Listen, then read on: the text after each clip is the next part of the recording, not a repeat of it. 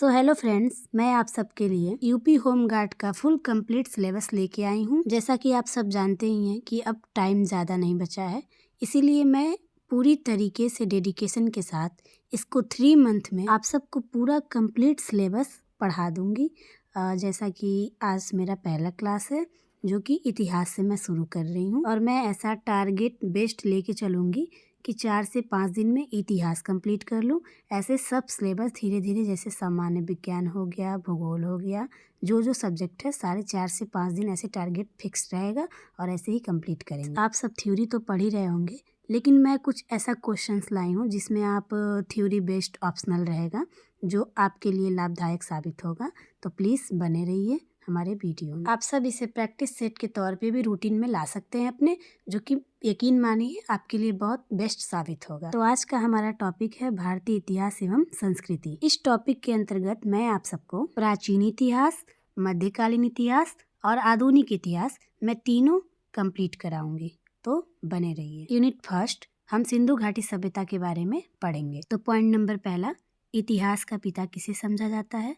तो आंसर है हेरोडोटस। जिस काल में मानव की घटनाओं का कोई लिखित वर्णन नहीं होता, उस काल को क्या कहा जाता है? सो आंसर है प्रागैतिहासिक काल। मानव जीवन की घटनाओं का लिखित वर्णन क्या कहलाता है? तो आंसर है इतिहास। आग का आविष्कार किस युग में हुआ? तो आंसर है पुरापाषाण युग में। पुरापाषाण युग में मानव की जीविका का क्या मुख्य आधार था या क्या स्रोत था? तो शिकार करना। सिंधु घाटी सभ्यता के लोगों का मुख्य व्यवसाय क्या था? उत्तर, व्यापार करना। हड़प्पा की सभ्यता किस युग की सभ्यता थी? तो कांस्ययुगीन सभ्यता। सिंधु घाटी सभ्यता में घर किसके बने थे? तो ईंटों से। हड़प्पा के लोग कौन सी फसल में सबसे आगे थे?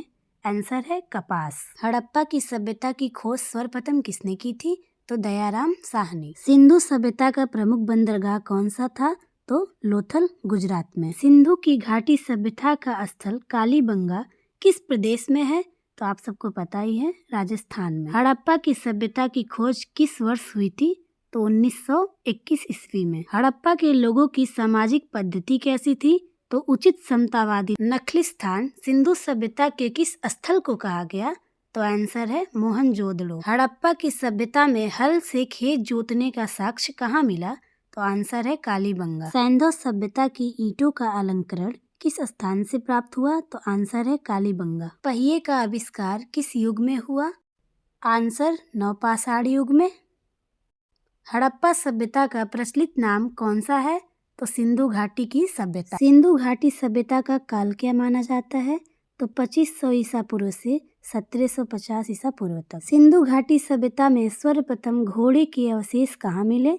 तो सूरकोटदा। सिंधु घाटी सभ्यता के लोगों का मुख्य व्यवसाय व्यापार करना था। शायद ये क्वेश्चन रिपीट हो गया। ये बहुत ही ज्यादा इम्पोर्टेंट क्वेश्चन है जो कि बहुत लाभदायक होगा आप सबके लिए। इसी में अगले क्रम में हम अगले टॉपिक पे बढ़ते हैं। सो अगला हमारा टॉपिक है वैदिक संस्कृति।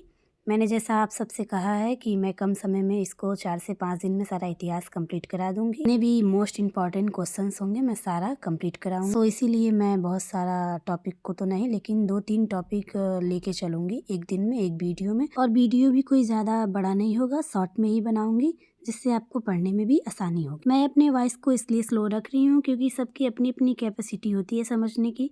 तो जो स्पीड में समझ सकते हैं वो अपना 2x पे देख लेंगे। तो वैदिक संस्कृति के अंदर हमारा पहला क्वेश्चन, आर्य शब्द का अर्थ क्या है? यानी कि आर्य शब्द कहाँ से निकल के आया है? तो इसका आंसर है श्रेष्ठ या कुलीन। आर्यों की भाषा क्या थी? तो संस्कृत। आर्य का मुख्य व्यवसाय क्या था? तो पशुपालन एवं कृषि। आर्यों ने सबसे पहले किस धातु की खोज की? तो आंसर है लोहा।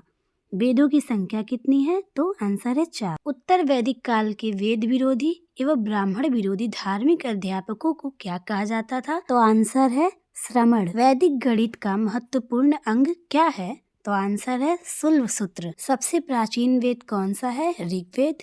किस वेद द्वारा वैदिक संस्कृति के बारे में ज्ञान होता है? तो ऋग्वेद द्वारा।